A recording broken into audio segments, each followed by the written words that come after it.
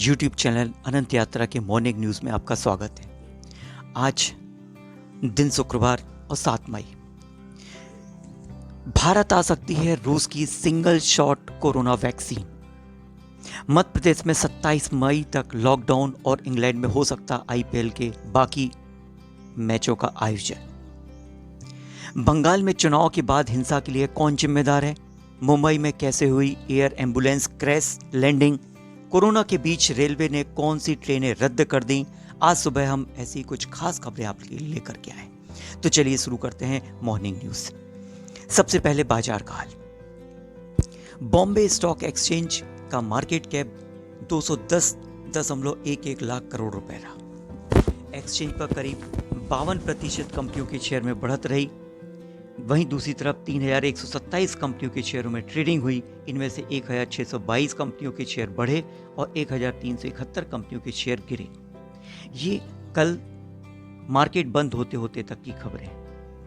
आज कुछ विशेष इवेंट्स जिस पर आपको ध्यान रखना होगा, जैसे कि पौंडीचेरी में विधायक दल के नेता एवं रंगास्वामी मुख्यमंत्री पद की शपथ लेंगे। तमिलनाडु में द्रमुक नेता एम.के. स्टालिन मुख्यमंत्री पद की शपथ लेंगे। आगे हाल क्रिकेट का। कोरोना के कारण आईपीएल 2021 सीजन को बीच में ही सस्पेंड कर दिया गया। टूर्नामेंट में अब तक सिर्फ 29 मैच हुए और 31 मुकाबले अभी भी बाकी हैं। इस बीच इंग्लैंड के 4 काउंटी क्लब मिडलसेक्स, सरे, वॉरविकशायर और लंकाशायर ने टूर्नामेंट कराने का प्रस्ताव रखा है। आईपीएल 2021 सीजन का 30वां मैच कोलकाता और बेंगलुरु के बीच होना था। कोलकाता टीम के 2 खिलाड़ी पॉजिटिव होने के बाद मैच और टूर्नामेंट सस्पेंड कर दिया गया। तो देखते हैं आगे क्या ये मैच इंग्लैंड में संपन्न हो पाएंगे। अगली खबर बंगाल से। पश्चिम बंगाल में चुनावी नतीजे के बाद से शुरू हुई सियासी हिंसा थमने का नाम नहीं ले रही। केंद्रीय मंत्री वी मुरलीधरन की कार पर गुरुवार को पश्चिम मिदनापुर के पंचखुड़ी में भीड़ ने हमला बोल दिया। केंद्रीय मंत्री ने सोशल मीडिया पर वीडियो पोस्ट कर कहा कि तृणमूल के गुंडों ने मेरे काफिले पर हमला किया। इधर ममता बनर्जी ने कहा है कि राज्य में गृह मंत्रालय की टीम और केंद्र सरकार के मंत्री दौरे कर रहे हैं। केंद्र सरकार के मंत्री बंगाल में आकर हिंसा फैला रहे हैं, ऐसा ममता बनर्जी का मानना है। देखिए आगे क्या होता है। एयर एम्बुलेंस किस तरह से क्रैश होते होते बची। जी हां, नागपुर से हैदराबाद जा रही एयर एम्बुलेंस की गुरुवार रात करीब 9:10 पर मुंबई में सुरक्षित वैली मींस क्रैश लैंडिंग कराई गई। विमान के क्रू सहित उसमें सवार सभी लोग सुरक्षित हैं। लैंडिंग गियर फेल होने के बाद फ्लाइट को हैदराबाद से मुंबई डाइवर्ट कर दिया गया था। नागपुर से उड़ान भरते समय प्लेन का दाहिना पहिया निकलकर रनवे से दूर चला गया था। प्लेन को लैंड कराने के लिए पायलट ने वैली लैंडिंग की तकनीक अपनाई। इसमें लैंडिंग गियर का इस्तेमाल नहीं किया जाता। अगली खबर वैक्सीन से। कोरोना वायरस के खिलाफ जंग में गरीब और मध्यम आय वाले देशों के लिए एक बड़ी उम्मीद जगी है। दरअसल अमेरिका ने भारत और दक्षिण अफ्रीका की कोरोना वैक्सीन पर अस्थायी तौर पर पेटेंट हटाने की मांग का समर्थन किया है। अगर कोरोना वैक्सीन पर से पेटेंट हटता है तो इससे न केवल वैक्सीन का उत्पादन बढ़ेगा बल्कि कीमतों में भी भारी कमी आएगी। कोरोना की एक और खबर। रूस ने कोरोना की सिंगल डोज वैक्सीन बनाने वाली कंपनी और दवाइयों के मामले कामयाबी हासिल कर ली है। इस वैक्सीन का नाम है स्पुतनिक लाइट और यह 79.4% असरदार है, यानी कि बहुत ज्यादा। भारत स्पुतनिक 5 को मंजूरी दे चुका है। 1 मई को इसकी पहली खेप भारत आ चुकी है। इसलिए उम्मीद की जा रही है कि इसकी नई सिंगल शॉट लाइट वैक्सीन का भारत में स्वागत होगा और भारत इसको मंजूरी भी दे सकता है। कोरोना के बीच रेलवे ने कई ट्रेनें रद्द कर दी हैं। जी हां, बढ़ते कोरोना संक्रमण और यात्रियों की कमी के चलते रेलवे ने दिल्ली से चलने वाली 28 ट्रेनों को 9 मई से रद्द कर दिया है। इनमें 8 जोड़ी शताब्दी, 2 जोड़ी जनशताब्दी, 2 जोड़ी तुरंतो, 2 जोड़ी राजधानी और 1 वंदे भारत ट्रेन भी शामिल है। अगले आदेश तक ये ट्रेनें नहीं चलेंगी। इनमें दिल्ली से कोलकाता, हबीबगंज, अमृतसर, चंडीगढ़ जाने वाली शताब्दी दिल्ली से चेन्नई और बिलासपुर जाने वाली राजधानी और जम्मू तवी और पुणे जैसी जगहों से आने वाली शताब्दी भी शामिल है। अगली खबर मध्य प्रदेश से। मध्य प्रदेश में कोरोना अब बड़े शहरों से ज्यादा छोटे शहरों और ग्रामीण इलाकों में पैर पसार रहा है। इसे देखते हुए राज्य में कोरोना कर्फ्यू यानी लॉकडाउन 15 मई तक बढ़ा दिया गया है। प्रदेश में पहले से ही वीकेंड लॉकडाउन होने की वजह से लॉकडाउन 17 मई सुबह 6 बजे तक रहेगा।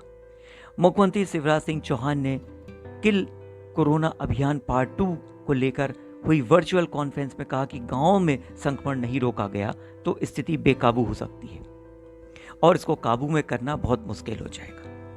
अगली खबर उत्तर प्रदेश से। उत्तर प्रदेश में 15 अप्रैल से 5 मई तक चले पंचायत चुनाव के बाद चौंकाने वाली खबर सामने आई है। उत्तर प्रदेश कर्मचारी संघ संयुक्त परिषद ने दावा किया है कि इन चुनाव में ड्यूटी करने गए 2000 से ज्यादा लोगों की संक्रमण के चलते मौत हो गई। परिषद के अध्यक्ष हरि किशोर तिवारी ने भास्कर से कहा कि मृतकों में विभिन्न विभागों के कर्मचारी और करीब 1000 टीचर भी शामिल हैं। अगली खबर महाराष्ट्र से। महाराष्ट्र में कोरोना की दूसरी लहर उफान पर है। वायरस ने अब मासूमों को भी तेजी से अपनी चपेट में लेना शुरू कर दिया है। स्वास्थ्य विभाग के आंकड़े बताते हैं कि राज्य में 1 से 10 साल के 1,47,420 बच्चे अब तक कोरोना वायरस के शिकार हो चुके हैं। बच्चों में संक्रमण के सबसे ज्यादा मामले मार्च और अप्रैल में ही देखने को मिले। एक बार फिर से हम रुख करते उत्तर प्रदेश की तरफ। उत्तर प्रदेश में कोरोना से हालात बिगड़ते जा चुके हैं।